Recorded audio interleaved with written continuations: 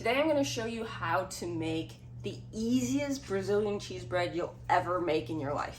You may not know what Brazilian cheese bread is, but if you've ever gone to a Brazilian steakhouse, you know those little cheesy bites that they bring out, it's like little bread things.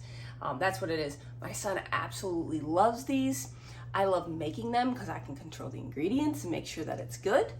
And they're gluten-free, they're great. We eat them. He eats them for breakfast, he eats them for snacks, he eats them, we stuff them with stuff. That will be for another video. Anyways, so today I'm gonna show you how to make them real quick. All right, so you're starting with a block of cheese, cheddar cheese. You can actually use any kind of cheese really, but I normally use cheddar because it's normally what I have on hand. You're gonna take your block of cheese. A lot of times I use Kerrygold. This Cabot is what I had. And you go ahead and you grate your cheese, however you wanna do it. You're gonna want about a cup of this. So I already had grated some, so I have about a cup. This thing holds about a cup. I've made this so many times. Did you want some cheese, Mr. Moo? It's his favorite food too. He loves them. A lot of times there's little crispy bites that land on the pan. I'll show you later. They're his favorite. Anyways, so once you have your cheese grated, the other thing that you're gonna need, and this is what makes it so simple, you're gonna get a blender.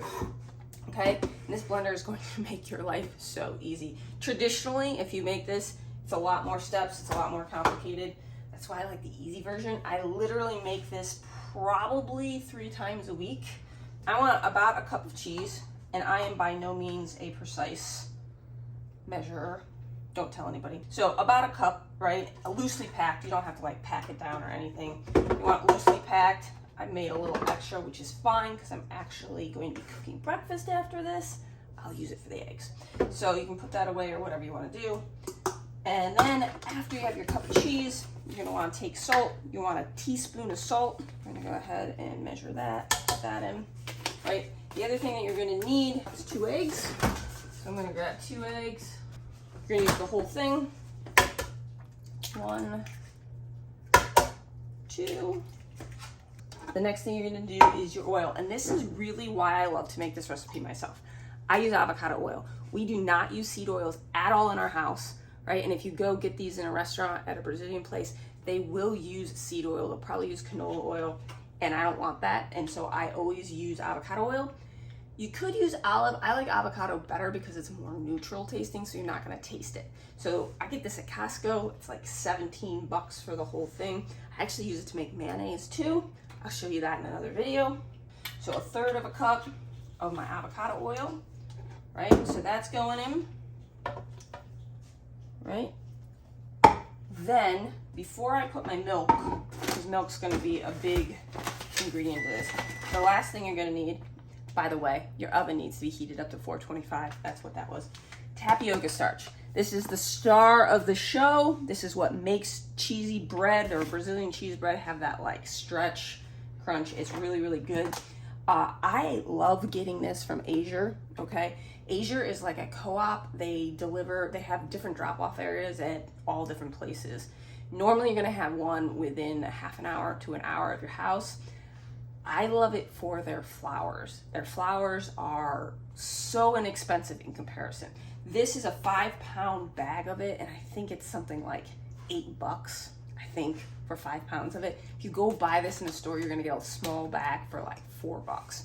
Totally can do it. I make it so much. And then I love Asia for my flours particularly.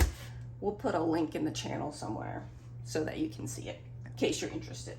All right, so I need 2 cups of this. And you wanna make sure that it's 2 full cups, okay? If you go light on the tapioca flour, it's not gonna poof up as much. And you want the poof, that's what makes it good. So we're gonna do 2 cups, so I make sure that it's full cups. You can see this stuff, because it's a starch, it can kind of get all over. Normally I'm covered in white by the time I'm done. I never claim to be a clean cook. I just cook. Anyways, so 2 full cups of this, right? So you're gonna get that in there. It's okay that it's, see, I told you it gets all over you, but it's all good.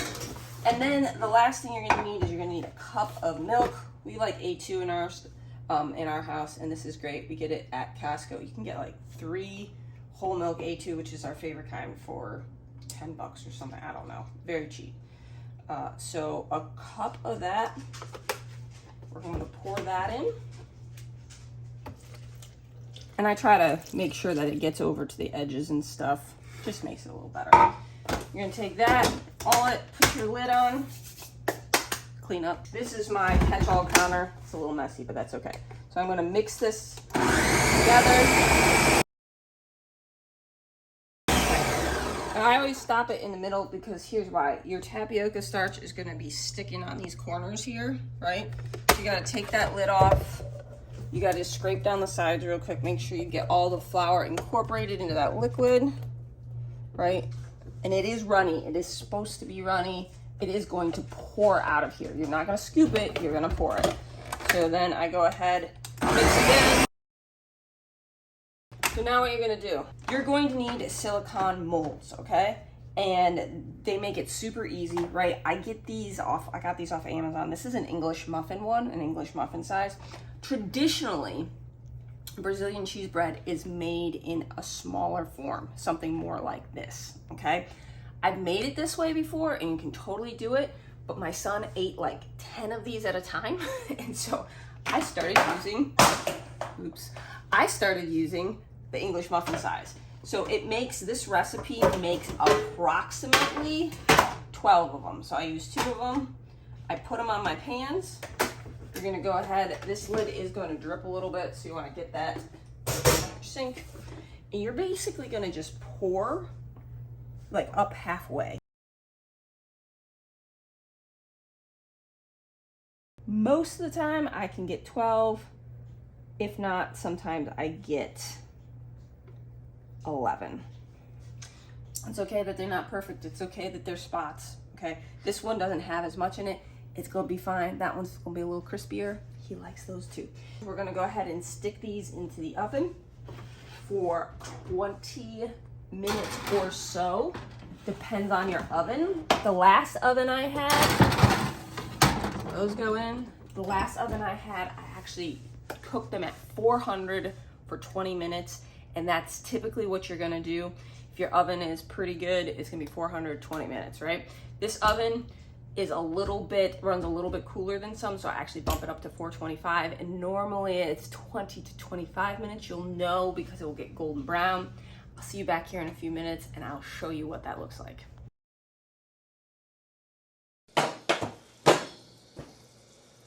See how these are nice and brown, nice and crispy. Some of them have more pockets than the other. And you see all these little tidbits right here?